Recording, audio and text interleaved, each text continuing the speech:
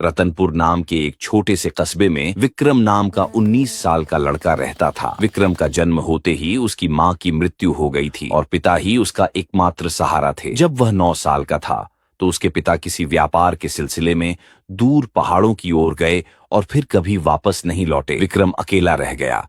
वह कस्बे के बाहर एक पुरानी टूटी झोपड़ी में रहता था। ठीक उसी के बगल में कस्बे के मुखिया हरि सिंह और उनकी पत्नी कमला रहते थे।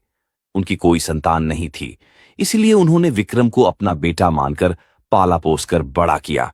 लो बेटा विक्रम, ये रोटी सब्जी खा लो, अगर और चाहिए तो बोल देना। मौसी, मैं कब तक आप लोगों पर बोझ बनता रहूंगा, अब तो शर्म आती है। अरे पागल, तू हमारा बेटा है, बोझ की क्या बात करता है, चुपचाप खा और ताकत बनाकर रख। कमला जी मुस्कुराकर चली गईं। विक्रम ने खाना खाया और बाहर निकला। सामने ही हरि सिंह दिखे। विक्रम बेटा, खाना खा लिया? जी मुखिया जी, मौसी ने अभी अभी दिया था। अच्छा है, अब तू बड़ा हो गया है, अपना ख्याल खुद रखना सीख। जी मुखिया जी, आपने बचपन से अब तक मेरा सब कुछ संभाला है, अब मुझे शर्म आती है, मैं कुछ काम करना चाहता हूं। बेटा, इसमें शर्म की क्या बात, तू हमारा अपना है। लेकिन अगर मन है तो सुन, पहाड़ों वाला जंगल अब पहले जितना खतरनाक नहीं रहा। वहां जाकर लकड़ी या जड़ी बूटियां इकट्ठी कर सकता है। जी मुखिया जी, कल से ही शुरू करता हूं, अब मैं आपके लिए भी कुछ करना चाहता हूं। अगले दिन विक्रम कुल्हाड़ी और रस्सी लेकर पहाड़ी जंगल की ओर चल पड़ा। जंगल में घुसते ही उसने सोचा, मुखिया जी और मौसी ने मुझे इतना प्यार दिया, अब मेरी बारी है कि मैं उन्हें खुश रखूं। अभी वह इतना सोच ही रहा था कि अचानक एक काली कौवा जैसी दिखने वाली चिड़िया उसके सामने आ बैठी। उसकी आंखें असामान्य रूप से चमक रही थीं। विक्रम ने मन ही मन कहा, यह कौवा इतना अजीब क्यों लग रहा है। तभी वह चिड़िया उड़कर उसके बहुत करीब आई और इंसानी आवाज में बोली, विक्रम, मैं तुझे अच्छे से जानती हूं, तू हरि सिंह का पाला हुआ बेटा है, तेरे असली पिता का नाम रघुवीर था। विक्रम डर के मारे पीछे हटा। तू तू कौवा है, फिर बोल कैसे रही है? यह कोई धोखा नहीं, मैं कभी इंसान थी, एक काले जादूगर ने मुझे यह श्राप दिया और कौवा बना दिया। मैं तेरे पिता के बारे में सब जानती हूं, वे आज भी जिंदा हैं और मुझे पता है वे कहां हैं। अच्छा, तो बता कहां हैं मेरे पिता? मैं बताऊंगी, लेकिन पहले तुझे मुझे इस श्राप से मुक्त करना होगा। विक्रम को डर लगा, यह कोई भूत प्रेत तो नहीं? यह सोचकर वह तेजी से भागा और घर पहुंच गया। घर पहुंचकर वह हांफते हुए बोला, यह जंगल तो खतरनाक है, कौवा भी इंसान की तरह बोलता है, मैं कभी नहीं जाऊंगा। तभी मौसी कमला खाना लेकर आई। विक्रम बेटा, इतना घबराया क्यों है, पसीना पसीना हो रहा है। कुछ नहीं मौसी, बस सिर दर्द है। विक्रम ने सच छिपा लिया। मौसी ने खाना दिया और चली गईं। विक्रम ने खाना खाया और सो गया। अगली सुबह उसका डर कम हो चुका था। उसने सोचा, शायद मैं ज्यादा डर गया था, लेकिन उस कौवे की बातों में सच्चाई लगती है। मुखिया जी से पिताजी के बारे में पूछता हूं तो बात टाल देते हैं, शायद वह सच बोल रही है। वह फिर जंगल गया। कौवा पहले से वहां मौजूद था।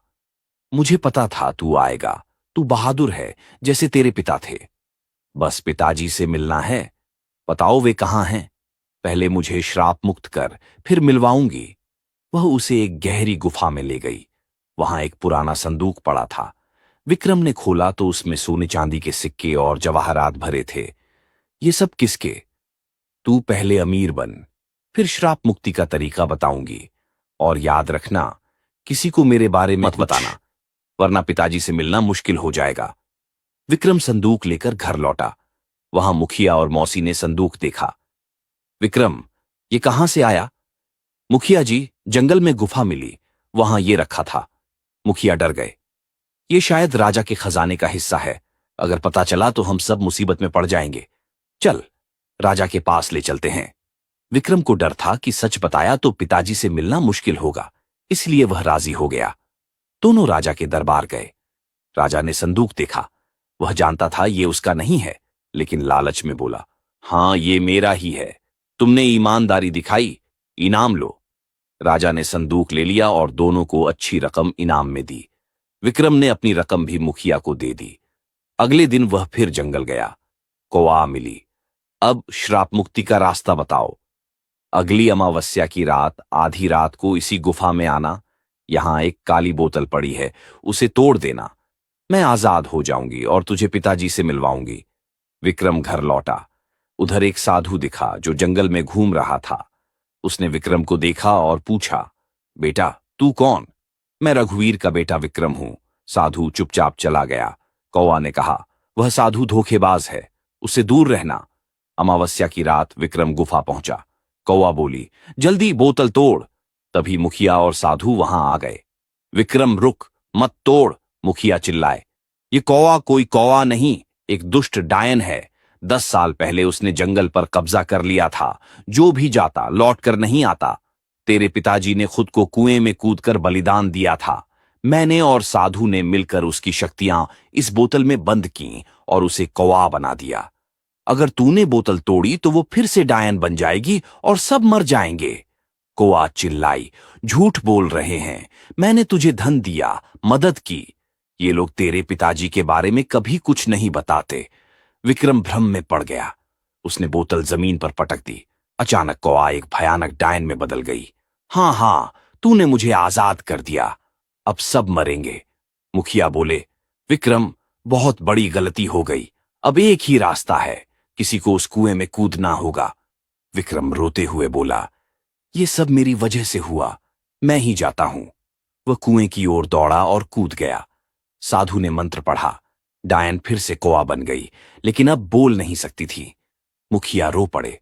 विक्रम चला गया था, पर उसकी कुर्बानी से पूरा कस्बा बच गया। धीरे धीरे समय बीता। मुखिया और मौसी ने विक्रम को दिल में हमेशा याद रखा और उस कुएं के पास एक छोटा सा मंदिर बनवाया, जहां लोग आज भी उस बहादुर लड़के की कहानी सुनाते हैं, जिसने अपने लोगों को बचाने के लिए सब कुछ दांव पर लगा दिया।